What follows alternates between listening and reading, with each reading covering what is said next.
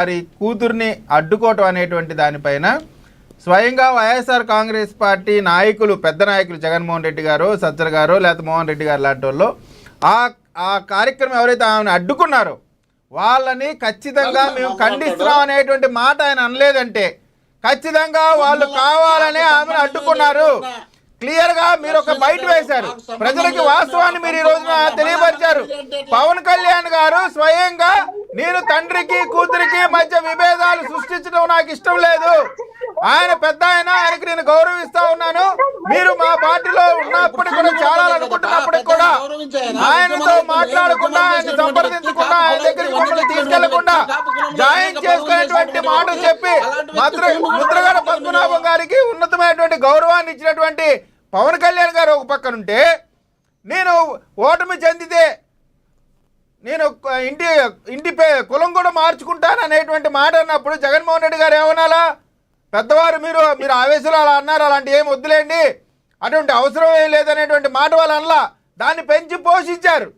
దాన్ని పెంచి పోషించి చివరికి పద్మనాభం గారికి జరిగినటువంటి ప్రతి అవమానానికి కారణం వైఎస్ఆర్ కాంగ్రెస్ పార్టీ బ్రతికున్నప్పుడు అయితే ఆయన ఏ ఆకాంక్షల కోసం యుద్ధం ప్రకటించారో, ఏ ఆకాంక్షల కోసం అనేకమైన ఉద్యమాలు నిర్మించారో, ఆ ఆకాంక్షలకు వ్యతిరేకంగా దాన్ని వ్యతిరేకించినటువంటి జగన్మోహన్ రెడ్డి గారు ఒక పక్కన ఉంటే, వారి ఆకాంక్షలను గౌరవించినటువంటి పార్టీ ఒక పక్కన ఉంది.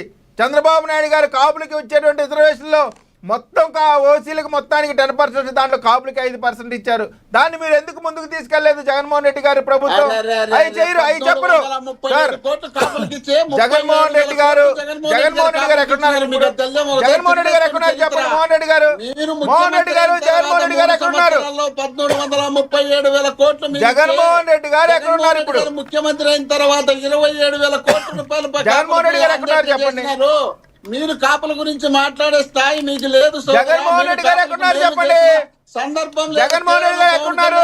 నాగబాబు గారికి చేసి మీరు కాపులందరికీ చేసినామనే ఉద్దేశంలో మీరు దృష్టిలో పెట్టుకోండి. జగన్మోహన్ రెడ్డి గారు ఎక్కడున్నారు? ఇప్పుడు కుమారుడు జగన్మోహన్ రెడ్డి గారు ఎక్కడున్నారు?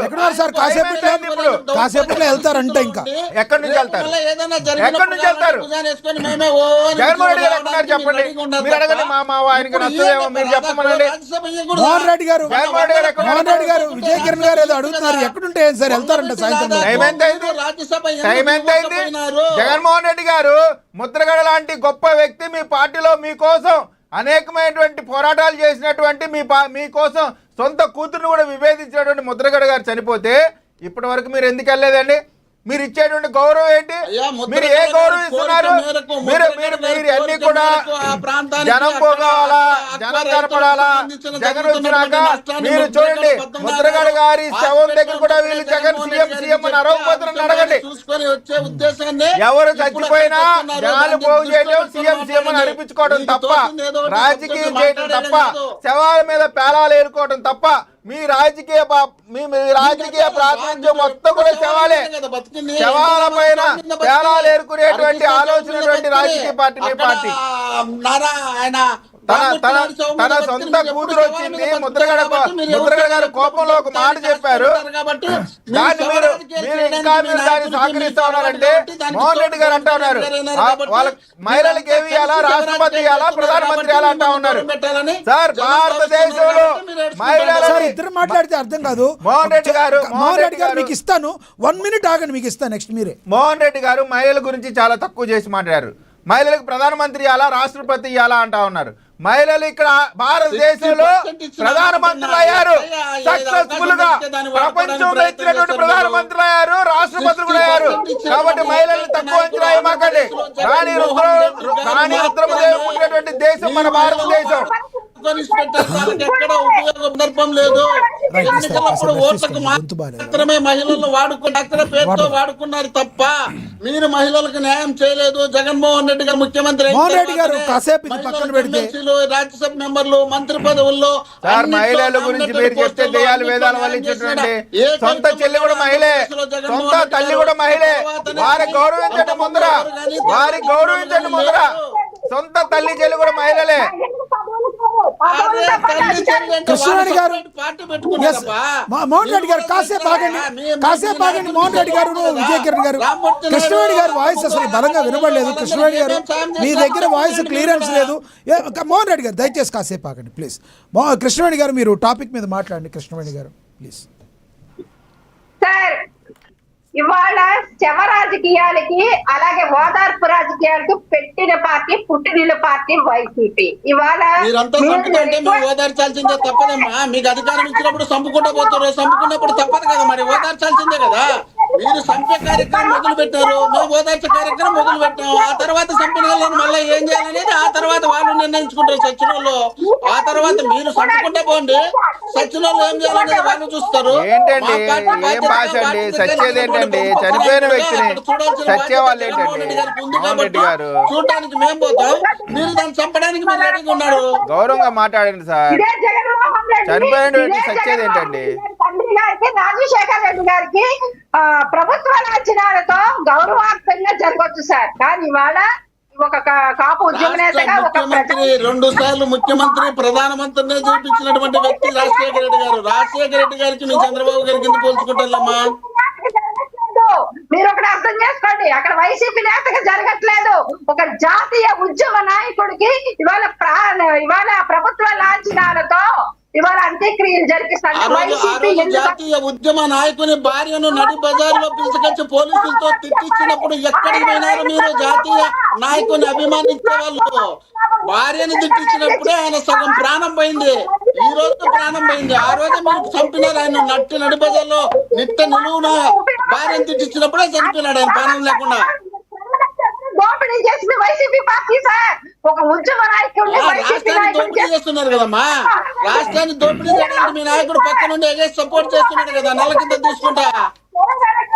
ఏ రకంగా కాపుల మీద ఆ రోజు మాయను మర్చేశారు అన్నది కూడా ఈ రోజుకి కూడా కాపులు నడ్డి పెట్టుకొని ఏ రకంగా జగన్మోహన్ రెడ్డి రాజకీయాలు చేస్తున్నాడు, శవ రాజకీయాలు చేస్తున్నాడు, కుల రాజకీయాలు చేస్తున్నాడు, మత రాజకీయాలు చేస్తున్నాడు. ఒక మత కాబట్టి శవ రాజకీయాలు, మత రాజకీయాలు, నన్ను కులం చూసి ఓట్లేయండి, కులం చూసి ఓట్లేసి నన్ను గెలిపించండి అని అడుక్కుండే అలవాటు మీకు ఉంది. కాబట్టి మా నాయకుడికి అడుక్కుండే అలవాటు లేదు.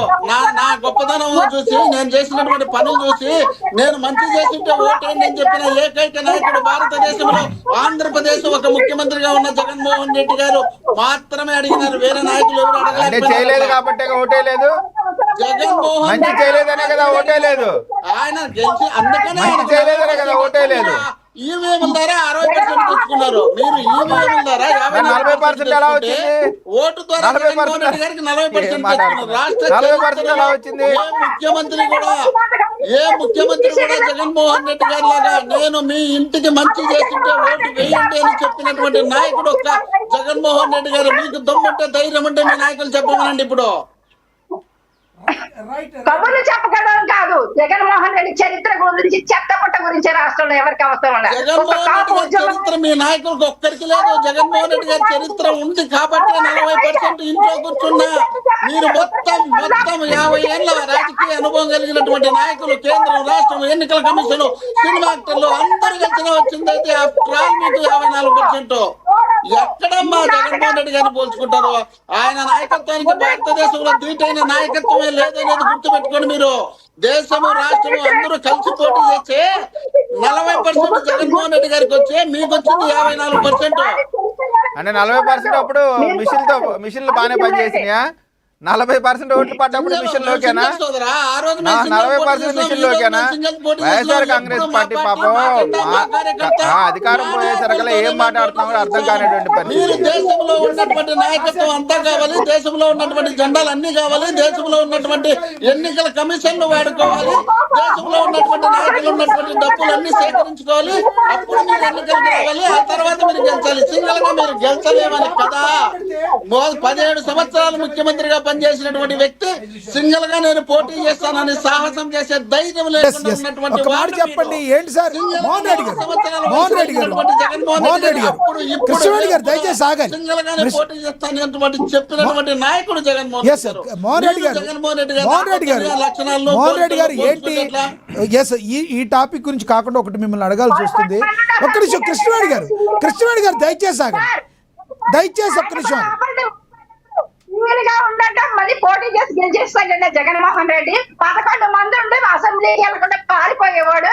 ఇలాంటి వాడు గురించి పగలపాలు పడుతూ ఉన్నారు. Right right right right Krishnaveni గారు ఢిల్లీ కొండను ఢీ తగిలి ఆంధ్రప్రదేశ్ లో కృష్ణవేణి గారు మళ్ళీ మాట్లాడు కానీ మోహన్ రెడ్డి గారు ఒక్క క్వశ్చన్ సమాధానం చెప్పండి.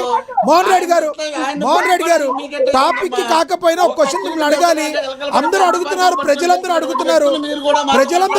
కృష్ణవేణి గారు దయచేసి కృష్ణవేణి గారు కాసేపు ఆపండి, ఒక్క నిమిషం ఆపండి. కృష్ణవేణి గారు అన్యదా భావించండి, వెయిట్ చేయండి, మీకు ఇస్తా, కంక్లూడ్ చేద్దరు కానీ.